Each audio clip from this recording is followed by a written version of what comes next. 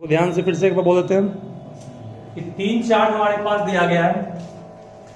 पहला चार्ज है 5 माइक्रोकूलम का, दूसरा है 10 माइक्रोकूलम, तीसरा है 10 माइक्रोकूलम। तीनों कहाँ है? तीनों इक्विलेटरल ट्रायंगल के वर्टेक्स पर है। तीनों इक्विलेटरल ट्रायंगल के वर्टेक्स पर दिया गया है। इक्विलेटरल ट्रायंगल साइड क्या है? 5 5 5 cm। कह रहा है कि बताओ net force means resultant force कितना काम कर रहा है किस पर? ए पर नेट फोर्स कितना काम कर रहा है?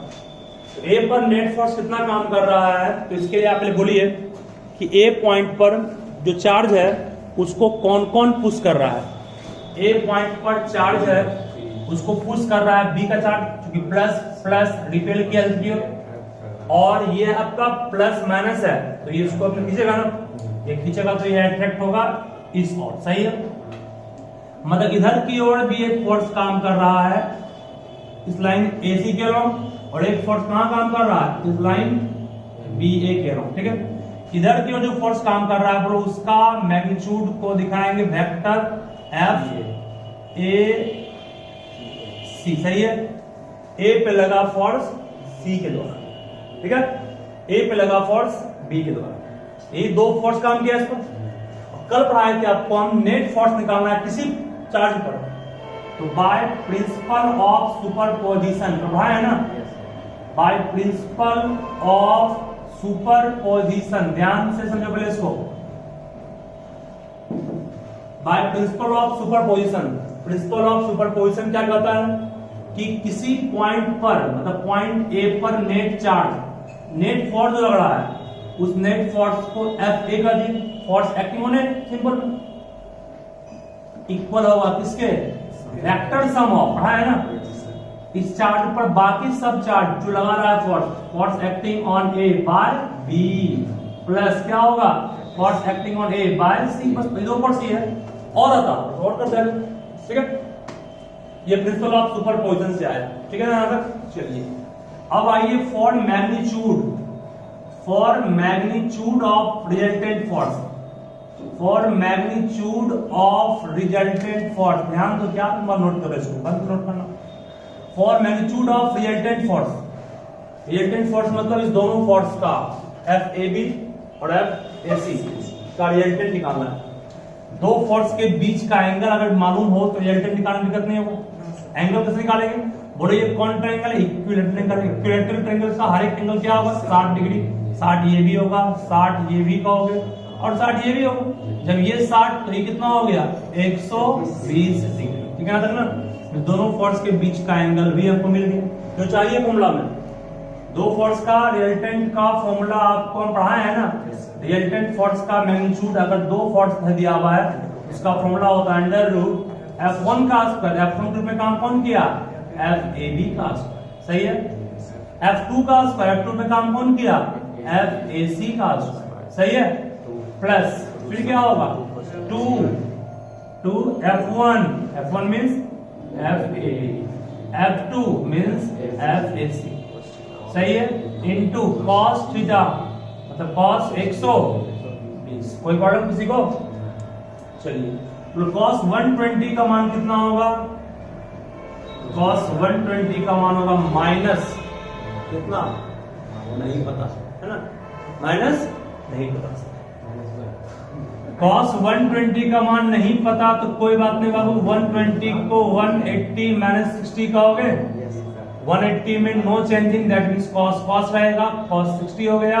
सेकंड क्वाड्रेंट में cos नेगेटिव है, माइनस होगा तो -1 बाय कितना आ गया? 2। This is the value of cos 120। देखिए FAB पता नहीं है, ये भी निकालना है। FAC पता नहीं है, FAB FAC का मान चाहिए। इसको निकालने का तरीका सिंपल है। कैसे?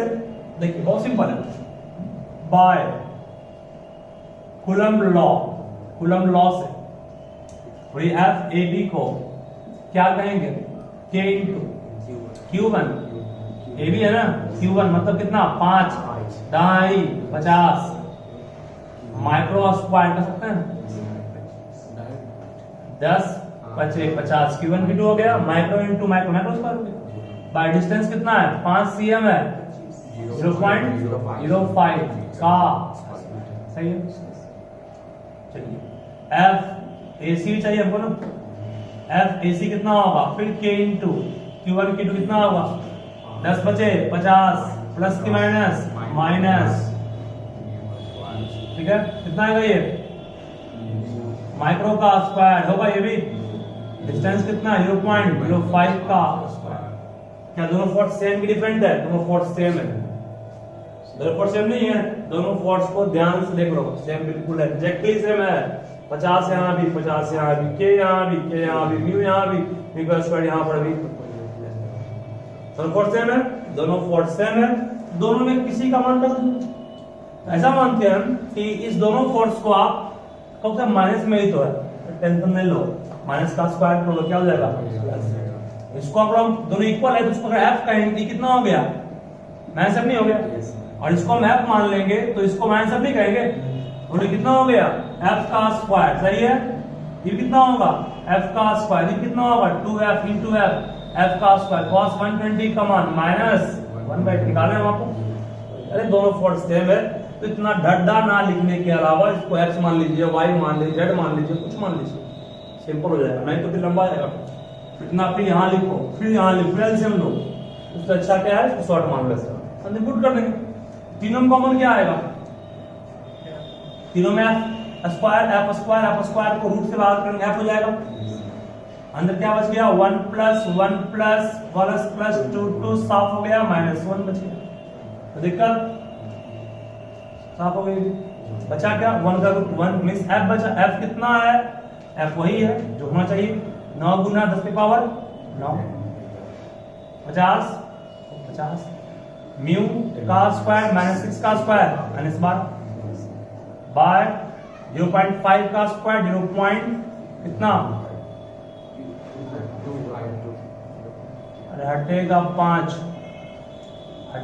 5 तो ऊपर जाएगा 4 जीरो नहीं जाएगा, ज्यादा हटेगा पॉइंट, नीचे में 100 होगा, 100 का स्क्वायर कितना हो गया 10 से ऊपर गया, ठीक है, 5 का स्क्वायर 25 दूनी 50, 9 दूनी 18 हो गया, नहीं हो गया, गुना में बेस सेम बाबू, तो 9 -12 -3 प्लस 4 1 नहीं हो गया, मीन्स कितना आंसर आ गया 180 न्यूटन, ये आपका रिजल्टेंट फोर्स है, नेट फोर्स है, क्योंकि आप पता गया, ठीक है, यही तो निकालना, what is the resultant force on a chart, ये किसका यूज किए, प्रिंसिपल ऑफ सुपरपोजिशन का यूज किए, तो चरणबद्ध तरीके से माना है, ठीक है,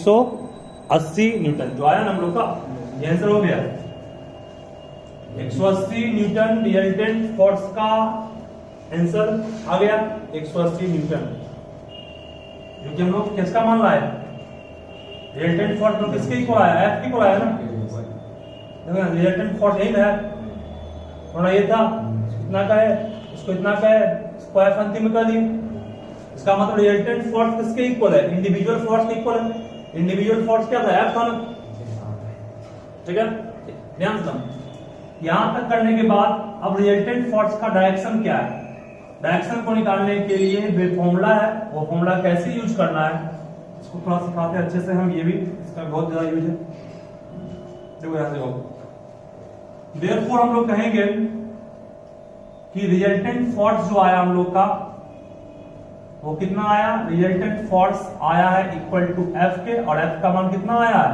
180 न्यूटन आया ना, वही है बच्चा, एफ का मान निकाल लिए, यही एफ था, EBF दोनों एफ है ना, इस फोर्स का अमाउंट भी एफ है और इसका अमाउंट भी क्या एफ है ना, दोनों फोर्स का अमाउंट एफ है, इसका मतलब EB 180 और EB 180, बट डायरेक्शन अलग अलग, इधर एक इधर है, तो एकदम ध्यान दो, सिंपल बन जाएगा, तो therefore direction of resultant force इसको निकालना, direction of resultant force, resultant force का डायरेक्शन निकालना है, रिजल्टेंट फोर्स किस दिशा में है, रिजल्टेंट फोर्स इधर जा रहा है कि इधर जा रहा है कि बीच से जा रहा है, कहां जा रहा है, निकालना है ना, रिजल्टेंट फोर्स के डायरेक्शन के लिए हम लोग क्या करने वाले हैं, इस पर गौर सभी कीजिएगा, यह रिजल्टेंट फोर्स एफ ए क्या था याद कर लो, एफ ए को शुरुआत में रिजल्टेंट माना जाए कि नहीं, resultant force acting on charge है, ठीक है, रिजल्टेंट फोर्स मान लो इस फोर्स के द्वारा जो एंगल बनाया वो बीटा है, मान लो लेट मान लेता हूं मैं beta be an angle theta मान सकता हूं, तब सही है। Form by which force? Form by resultant force. Resultant force के द्वारा जो एंगल बन रहा है मान लो क्या है, बीटा। हमको बीटा ही निकालना है, बीटा है कितना, तब ना बोल सकते हैं रिजल्टेंट फोर्स जो है वो इस फोर्स के साथ इतना डिग्री पर जा रहा है। रिजल्टेंट फोर्स का अगर एंगल मिल जाएगा तो हम बोल सकते हैं बुझवानी ना, रिजल्टेंट फोर्स जो है वो इस फोर्स के साथ कितना एंगल पर है ना, वो डायरेक्शन मिल गया हम लोग को। डायरेक्शन निकालने का मतलब एंगल निकालना होता है। एंगल मतलब रिजल्टेंट फोर्स ने इस दोनों में किसी फोर्स के साथ कितना एंगल है, मान लो ये मिल जाएगा, ये पूरा हम सब जानते हैं 120 है, 120 से माइनस करेंगे उसको मिल जाएगा, तो ये रिजल्टेंट फोर्स जो है वो पहला फोर्स के साथ इतना बनाए। तो डायरेक्शन ऑफ रिजल्टेंट फोर्स के लिए जो फॉर्मूला है उसके लिए हम लोग काम करने वाले हैं। फॉर्मूला क्या है? tan beta. बीटा एंगल है जो किसने बनाया? रिजल्टेंट फोर्स ने बनाया। बीटा का angle form by resultant force with F A C, सही है। एफ ए सी के साथ रिजल्टेंट फोर्स कितना एंगल बनाया उसको माने बीटा। आप चाहें तो एफ ए भी मान सकते हो, वो भी सही, ए भी सही है। दोनों के साथ किसी एंगल निकाल लो, बस एंगल वही एंगल इसका डायरेक्शन हो गया। tan बीटा का फॉर्मूला हो जाएगा। फॉर्मूला क्या होगा? F A C into F A C into sine theta by F A B plus F A C cos theta. मतलब क्या होगा? जिस फोर्स के साथ रिजल्टेंट फोर्स ने बीटा एंगल बनाया है उस फोर्स को गुना करना है एक बार साइन थीटा से बाय एक बार गुना करना है किससे? कॉस थीटा से, प्लस करना है जिस फोर्स के साथ ये एंगल बन रहा है। ये एंगल बन रहा है जिसके साथ थीटा एंगल जो है इस पूरे को थीटा बोलेंगे, ठीक है। ये पूरा कितना 120 है ना, थीटा हो गया, ये हो गया। जिसके साथ बन रहा है वो उसके साथ ही गुना करना है, कॉस को भी साइन को भी। जिसके साथ बन रहा है उसके साथ गुना के साइन को भी, उसके साथ गुना के कॉस को भी। और ये जो आपका दूसरा फोर्स जो है वो बगल में प्लस में आ जाएगा, ठीक है। चलिए बोलिए answer. tan beta F A C का मान कितना होगा? 180 निकाले ना। अरे एफ ए सी है, एफ ए बी का मान एफ था, एफ का मान कितना? कुछ नहीं है। साइन 180 साइन कितना होगी? ये थीटा का मान 120 डिग्री होगा ना, ये पूरा को थीटा बोलेंगे पूरा। एफ ए बी का मान भी 180, एफ ए सी का मान भी 180, कॉस फिर कितना हो गया? ये 120। कोई प्रॉब्लम भी नहीं को। साइन कॉस 120 का मान तो जानते हैं कितना होता है? -1/2। और अगर तुम साइन 120 का मान निकालोगे, साइन 120 का मान निकालोगे बाबू, तो ये होगा कितना? 2/3, ठीक है। तो यहां हम फुल की आंसर आ गई। देखो therefore tan beta equal to 180 into कितना? √3/2 बाय 180 प्लस 180 इंटू -1/2, सही है। 2 से काटने कितना होगा? ये 90। 2 से काटो कितना आएगा? 90। 180 में 90 घटाओगे, 90 गुना -1 -90 नहीं होगा। 180 में 90 घटाओगे 90 से 90 बचेगा, 90 कर लिया। ऊपर से भी tan बीटा का मान कितना बच गया? √3। अब वो tan के किस वैल्यू पर tan का मान √3 पड़ा है? tan में tan 60 क्या √3 tan 60 कहेंगे? tan कट गया, बीटा का मान कितना आ गया? 60 डिग्री। मतलब बोल सकते हैं हाँ रिजल्टेंट जो वेक्टर आपका है वो फोर्स 2 के साथ 60 डिग्री पर टिका हुआ, ठीक है। डायरेक्शन को निकालने का ये फॉर्मूला है, इसको बिल्कुल ध्यान रखिएगा, ठीक है। जो बीटा नहीं है सर वो एंगल है वहां अगर हाँ कुछ भी रहेगा लिखा है कुछ भी रहेगा। हाँ बीटा भी मान सकते हो 5। ये F1 मान लो, ये इसका जनरल फॉर्मूला क्या है? मान लो एक फोर्स इधर का F1 फोर्स रहे, कोई वेक्टर सबके लिए F1 रहे, इलेक्ट्रिक फील्ड है, मैग्नेटिक फील्ड सबके लिए। दूसरा फोर्स मान लो ये F2 है, ये रिजल्टेंट फोर्स है, ठीक है। F1 मान लो रिजल्टेंट ये पूरा एंगल को थीटा कहेंगे, जो दोनों फोर्स के बीच का एंगल थीटा है। रिजल्टेंट ने F1 के साथ बनाया वो है थीटा नहीं, बल्कि वो क्या है बीटा। ठीक है, तो tan beta equal to formula क्या बन गया F1 sin theta by F2 फिर F1।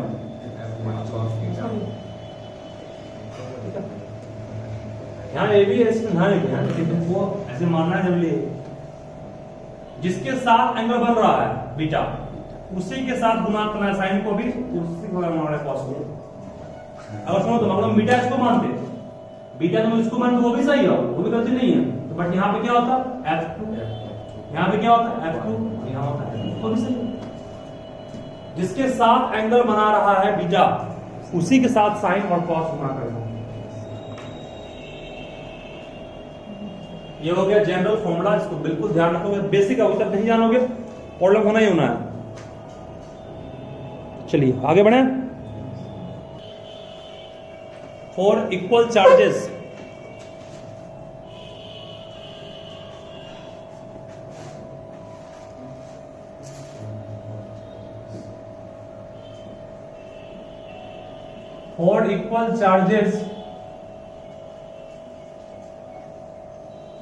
each 16 माइक्रोकूलम कड़िक का मात्रा 16 microcoulomb are placed at 4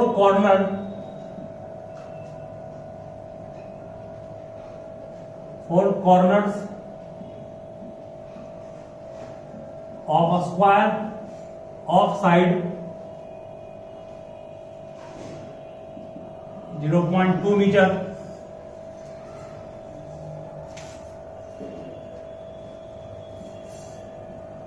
then calculate